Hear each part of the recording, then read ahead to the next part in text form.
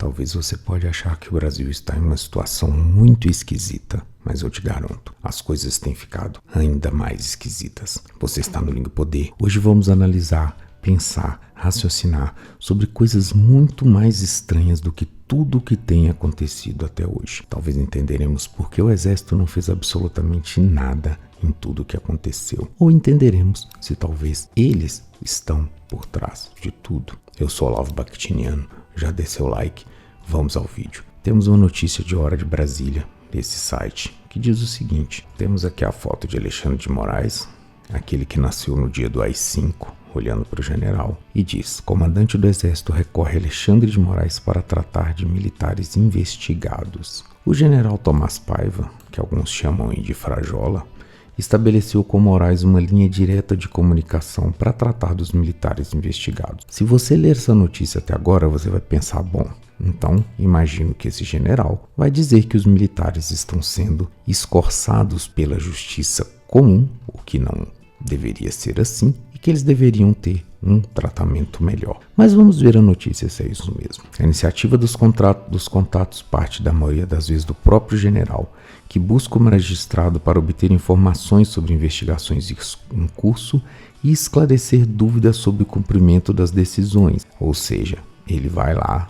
para perguntar para o juiz careca como deve fazer para cumprir as decisões, numa típica atitude de vassalo subalterno. Uma autêntica vergonha. É uma vergonha que o Brasil tenha esse tipo de militares. A interlocução não se limita a casos isolados. O diálogo, isso para mim não é diálogo. Se você tem que ir lá todas as vezes pedir bênção e perguntar o que deve fazer, você está cumprindo ordens. Note-se, se fosse para pedir ordens, esse Paiva deveria pedir ao presidente, porque afinal de contas é isso que a linha diz. Quem manda, quem é o comandante em chefe das Forças Armadas, em tese é o presidente. Cargo não é poder, como dizia nosso querido Olavo de Carvalho. Então veja, e se repete em diversas situações, inclusive para definir como o Exército deve agir internamente com militares investigados ou presos, estabelecendo critérios de conduta conforme a gravidade de cada caso. Ele liga numa atitude vassala, de calça arriada, e perguntando o que deve fazer. Na prática, o ministro do STF passa a orientar decisões administrativas dentro da maior força militar do Brasil, sem que isso esteja previsto em qualquer norma constitucional conhecida. Some-se a isso essa notícia que saiu: 39 milhões ao Banco Master, indício de irregularidades. Sob esse plano de fundo institucional inédito, estranho também eu diria, soma-se um dado financeiro que o COAF considerou grave o suficiente para registrar um relatório de inteligência. Tenho pena dos funcionários desse órgão que fizeram isso. Muito provavelmente, esperamos que não, eles devem sofrer represária. O Exército credenciou o Banco Master de Vocaro para operar empréstimos consignados a militares da ativa e da reserva entre agosto de 24 e 25, repassando 39 milhões à instituição. Um relatório de inteligência financeira do COAF enviado à CPI do crime organizado aponta 2 indícios de irregularidades: débito imediato dos valores recebidos pelo Master, que pode indicar desvio de destino original dos recursos, concentração dos repasses numa mesma titularidade, dificultando a identificação dos beneficiários finais.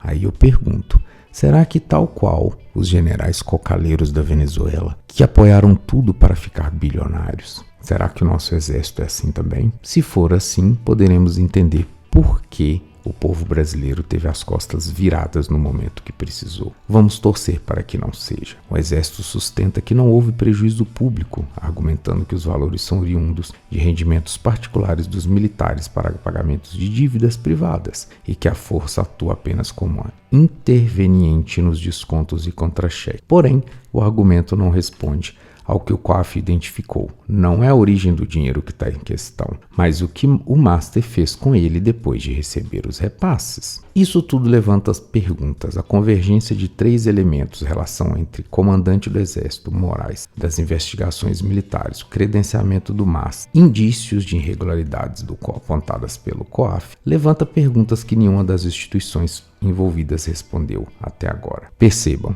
Eu creio, agora vou dar uma opinião e uma futurologia, que o Exército vai pagar muito caro pelo que fez. Pelo simples fato de que o Exército tinha uma grande popularidade, uma grande confiança da população brasileira que o defendia dos ataques massivos da esquerda. Agora, a esquerda vai ter uma chance de ouro de acabar de vez com o Exército e assim criar as forças bolivarianas que eles sempre quiseram. Seguindo, quem orienta as decisões administrativas do Exército quando o comandante consulta informalmente o ministro do STF sobre militares investigados? E não é qualquer ministro, é um ministro que tem contratos, é um ministro que fuma charuto com o Vorcaro. Qual é o limite entre esclarecimento processual e influência institucional quando esse diálogo se torna sistemático, vassalagem? E por que o Exército manteve por 2 anos um contato com o Banco do Vorcaro, prorrogando 2 vezes enquanto o Masser acumulava os problemas que levavam à sua liquidação